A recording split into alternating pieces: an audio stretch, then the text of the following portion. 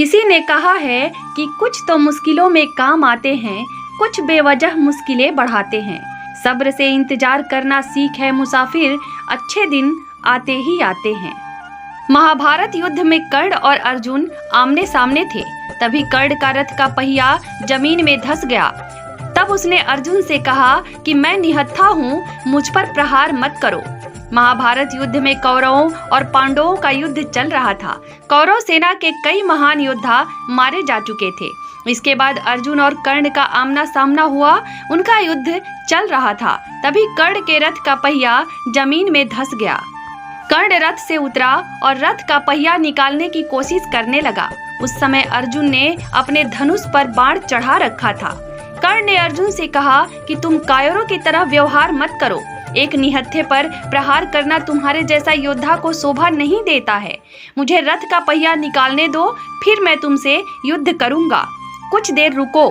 ये बातें सुनकर श्री कृष्ण ने कहा कि जब कोई अधर्मी संकट में फंसता है तभी उसे धर्म की याद आती है।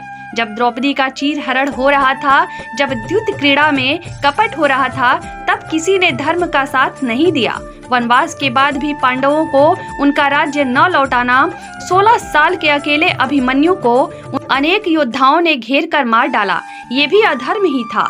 उस समय कर्ण का धर्म कहाँ था? श्री कृष्ण की बातें सुन कर्ण निराश हो गया था। श्री कृष्ण ने अर्जुन से कहा कि तुम मत रुको और बाण चलाओ। कर्ण को धर्म की बात करने का अधिकार नहीं है। उसने हमेशा अधर्म का ही साथ दिया है। अर्जुन ने तुरंत ही कृष्ण की बात मानकर कर्ण पर प्रहार कर दिया। बाण लगने के बाद श्री कृष्ण ने कर्ण की दानवीरता की प्रशंसा भी की थी। कर्ण ने हर बार दुर्योधन के अधार्मिक कामों में सहयोग किया था। इसी वजह से वह अर्जुन के हाथों मारा गया। फिर मरते हुए कर्ण ने कृष्ण से पूछा, मेरा जन्म होते ही मेरी माँ ने मुझे त्याग दिया, क्या अवैध संतान होना मेरा दोष था? द्रोणाचार्य ने मुझे सिखाया नहीं क्योंकि मैं क्षत्रिय पुत्र नहीं था। परशुराम जी ने मुझे सिखाया तो सही, परंतु श्राप दे दिया कि जिस वक्त मुझे उस विद्या की सर्वाधिक आवश्यकता होगी, मुझे उसका विस्मरण नहीं होगा, क्योंकि उनके अनुसार मैं क्षत्रिय नहीं था। केवल संयोगवश एक गाय को मेरा बाण लगा और उसके स्वामी ने मुझे श्राप दिया, जबकि मेरा कोई दोष नहीं था। द्रौपदी स्वयंवर में मेरा अपमान किया गया। माता कुंती ने मुझे आखिर में मेरा जन्म रहस्य बताया भी तो अपने अन्य बेटों को बचाने के लिए। मेरे भाई सूर्ण के मुख में पिघला हुआ सोना डाल दिया गया था, क्योंकि उसने अपने मुख से वेदों का जाप किया था। इसमें उसका क्या दोष था? क्या एक सूत पुत्र के मुख से जाप निकलना धर्म के विपरीत था, जिसका उसे ये दंड मिला? और वह भी तब जब मैं वहाँ उपस्थित नहीं था। जो भी मुझे प्राप्त हुआ दुर्योधन से ही हुआ है, तो अगर मैं उसकी तरफ से लड़ूं तो मैं गलत कहाँ हूँ? कृष्ण ने उत्तर दिया, कर्ण, मेरा जन्म कारागार में हुआ। जन्म से पहले ही मृत्यु मेरी प्रतीक्षा में घात लगाए बैठी थी। जिस रात मेरा जन्म हुआ उसी रात माता पिता से दूर किया गया। तुम्हारा बचपन खड्ग, रथ, घोड़े, मनुष्य और बाण के बीच उनकी ध्वनि सुनते हुए बीता।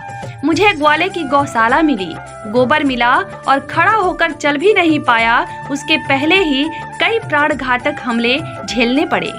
कोई सेना नहीं, कोई शिक्षा नहीं, लोगों के ताने ही मिले कि उनकी समस्याओं का कारण मैं हूँ। तुम्हारे गुरु जब तुम्हारे शौर्य की तारीफ कर रहे थे, मुझे उस उम्र में कोई शिक्षा भी नहीं मिली थी। जब मैं 16 वर्षों का हुआ तब कहीं जाकर ऋषि संदीपन के गुरुकुल पहुंचा। तुम अपनी पसंद की कन्या से विवाह कर सके। जिस कन्या से मैंने प्रेम किया वो मुझे नहीं मिली और उनसे विवाह करने पड़े जिन्हें मेरी चाहत थी या जिनको मैंने राक्षसों से बचाया था।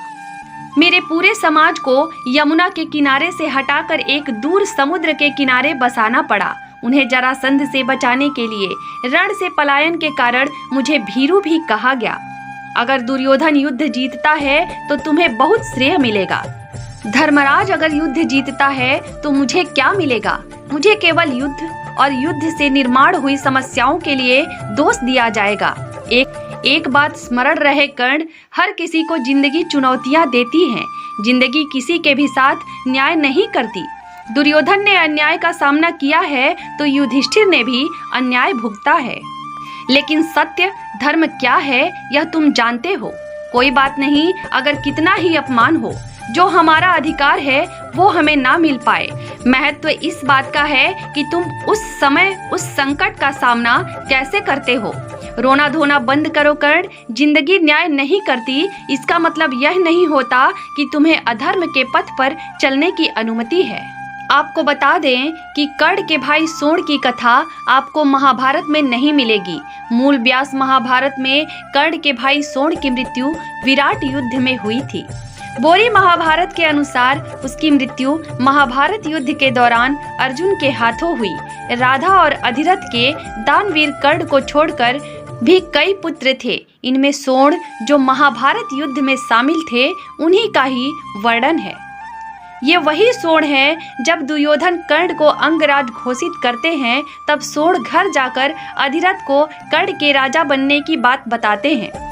तब अधिरथ बिना चप्पल के रंगभूमि की ओर भागते हुए जाते हैं और कर्ण को राजाओं के वस्त्र धारण करते देखकर रोने लगते हैं। तब भीमसेन कर्ण और अधिरथ का अपमान करते हैं।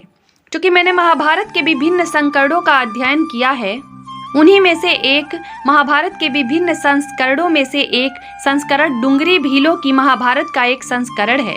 वहाँ कर्ण के भाई सोण की कहानी और इसी संस्करण में द्रौपदी के जामुन तोड़ने और कर्ण से प्रेम की बात कहने और कर्ण के भाई सोण के वध की कहानी लिखी है।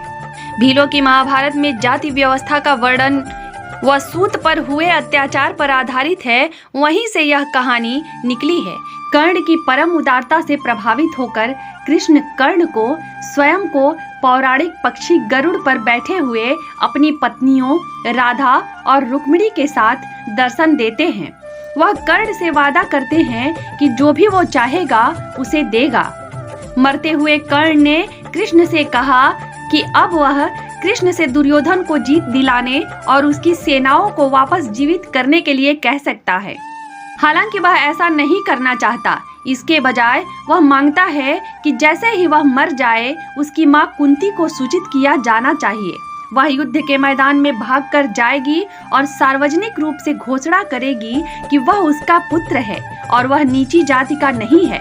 दूसरे उपकार के रूप में कर्ण अपने अगले जन्म में दूसरों को भोजन कराने का कार्य पूरा करने में सक्षम होने का अनुरोध करता है। वह अपने जीवन काल में ऐसा करने में असमर्थ रहा है क्योंकि कोई भी नीची जाति के व्यक्ति के हाथों से भोजन स्वीकार नहीं करना चाहता था। कर्ण की ये दोनों इच्छाएं पूरी करते हुए कृष्ण उसे बताते हैं कि अगले जन्म में उसका पुनर्जन्म शैव संत सिरुतोन्नयनर या छोटे भक्त के रूप में होगा और वह अपने बेटे को भगवान शिव को भोजन के रूप में बलिदान कर देगा और मोक्ष को प्राप्त करेगा। कर्ण की मृत्यु हो जाती है और इसके साथ ही नाटक अपने समापन पर पहुंच जाता है। कर्ण कभी भी उपहार मांगने वालों पर नहीं कह सकता। जब इंद्र और कृष्ण युद्ध के परिणाम को अपने पक्ष में प्रभावित करने के लिए कहते हैं तो वह अपने सुरक्षा कवच और अपने सभी अच्छे कर्मों के परिणामों को देने के लिए सहमत हो जाता है। शायद कर्ण इन अविश्वसनीय उदारता के कार्यों के माध्यम से जन्म से अपनी महान पहचान को स्थापित करने का प्रयास करता है। अंततः उसकी उदारता और अपने मित्र दुर्योधन के प्रति उसकी वफादारी उसे युद्ध के मैदान में अपने जीवन का बलिदान करने के लिए मजबूर करती है।